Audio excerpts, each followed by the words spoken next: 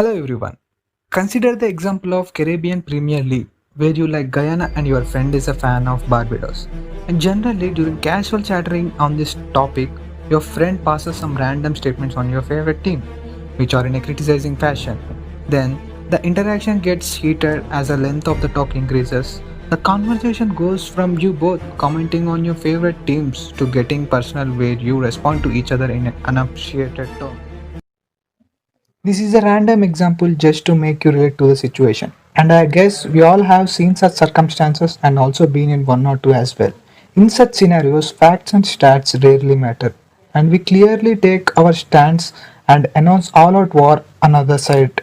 And this happens because we are polarized and think that there is only one best team, but the fact may be both teams are equally good and both might have their strong and weak zones. In the above examples, you might have noticed the word polarized. But what does that actually mean? Polarized thinking can also be called black and white thinking, all or nothing thinking, this or that thinking. Well, these names speaks for themselves and by far define themselves. But to give you a better idea, polarized thinking means thinking either this or that, either good or bad.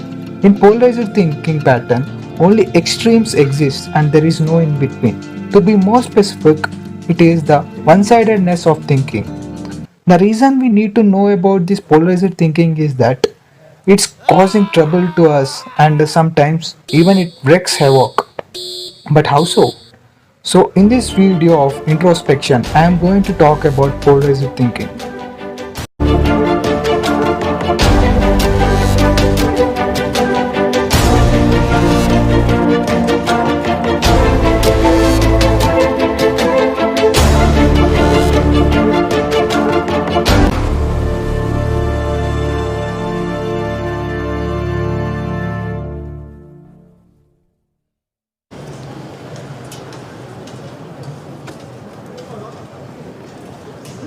Generally, people tend to be polarized in some aspects. That's the part of human nature. Although these days, something unusual is happening. We are living in an information era where information is spreading faster than ever. If you post something on the internet, it can reach lot many in matter of few seconds. Like we can share a post with so many people in no time. The power of speech and expression of our interests and beliefs is in our fingertips. And this is where the problem arises because not everything we post goes viral, but only outrageous parts make a hit. This is because only these kinds of posts or statements clearly declare that you belong to one particular side and hate the other side. Example, if you post that I hope team A wins this match, nobody cares. But if you post team B sucks and team A wins, that's when people start noticing you. Many kinds of research suggest that people share posts that are aggressive in nature, like hate speech, violent and aggressive criticism, trolls, abusive language, and conspiracy theories. This is invoking the "be versus us" kind of nature. In addition to this, the way social media sites works adds insult to the injury. All the social media sites need traffic towards them, which is why they always show people the kind of stuff which they see, like or share most. Let us suppose when we liked or viewed any post related to any anti-X community, then the algorithm recommends another dozens of similar contents, videos, posts which are against that X community. So to put it in simply, people are liking the stuff that is furious in nature. The sites are showing more of them, which adds up to making people more biased and less capable of analyzing facts. None of this matters if it is limited to our likes and shares, but it only becomes vulnerable when this type of hate speech, criticism, trolls, etc. becomes more public and eventually turn into a mess. Let us see some real life examples. The anti-Muslim riots in 2008, which took place in Sri Lanka, said to have caused due to hate speech that spread through Facebook. In these riots, many people are injured and even lost their lives. The damage incurred to 465 houses, businesses, vehicles, and properties like mosques, Buddhist temples were attacked. And as a measure, the Sri Lankan government had to deploy armed forces to control the riot. All social media apps were blocked for 3 days. Later, Facebook has apologized to the Sri Lankan government.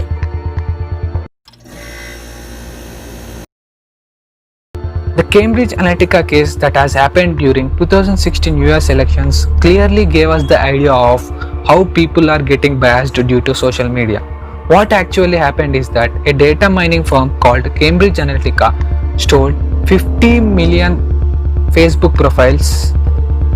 Then the firm tried to use this data to understand their personalities and published targeted ads and posts to the users. It is said that this might have affected the outcome of 2016 US elections. Not only this, but many other activities had also taken place during those elections. Like many fake posts and conspiracy theories were posted about election candidates so as to alter the public's opinion towards the candidate. Recently in India, riots started in Bangalore after a post which is said to be derogatory towards Islamic beliefs is circulated in social media, resulting in mobs of Muslims attacking a politician's house in response to the post, which was posted by politician's nephew. This led to pelting stones on politician's house, nearby police stations and torching vehicles. In the past, there are several incidents of violent fan wars which led to death. In recent times, fans of an actor started to abuse an actress on social media for a very unusual reason. It is sad to say that memes and trolls that promote hate speech and criticism, conspiracy theories towards a person or a group became very common these days. Social media might not be direct reason for all of this, but the stuff we see on social media is acting as an icing on the cake, and the posts written by half-informed or arrogant people are having an impact on us and shaping our behavior in a divergent manner. Some of the signs and patterns that predict such type of thinking or behavior are forcing our beliefs and opinions on others and making them uncomfortable, spreading the information without knowing its credibility, disrespecting the people who don't agree on our terms, and even involving in baseless discussions at times, extensive focusing on the negative aspects of everything, conveying intentions in an exaggerated manner. Example, The Undertaker is one of the best wrestler of his generation is a normal statement, but statements like The Undertaker is the greatest wrestler of all the time and others are nothing before him inflicts feelings and triggers conflicts. These are some of the signs and symptoms of black and white thinking. Now it's time for some solution oriented talk. You may think of abandoning social media altogether, but you don't have to do that because there are even benefits with social media which can help us in different ways. Instead, subscribe to our channel and hit the bell icon to receive notification and avoid mess as we are committed to provide best information possible on various topics and issues and help you to stay unpolarized. If you think I am being sarcastic, no, I am not. Now back to the solution of the above problems. The best way to do this is to stick a statement at the back of your mind. That is, there are always two sides of a coin.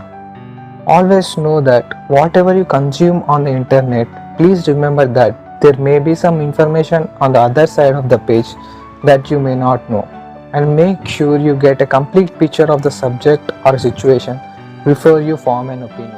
And more importantly, make a habit of questioning your beliefs. Yes, introspecting periodically, which means to examine your own thoughts and beliefs and why are they formed in that particular fashion in the first place.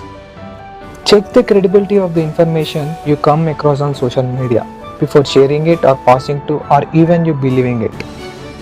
And always know that if someone is using abusive language on social media is because they might be half informed or trying to make an impact on us by using emotions rather than information. And our aim is to respect the information we get but not believing them blindly. To conclude, technology is evolving faster than ever, and this is a time in the history which is far more advanced and making our lives easier. So let's use these tools for our all-round and combined development rather than for destruction. Give us a thumbs up if you like our content Give us your feedback in the comment section, as your feedback really helps us to get better. Share the video with your friends and help us to get connected with them. Thank you. We'll meet you in our next video. Until then, cheers.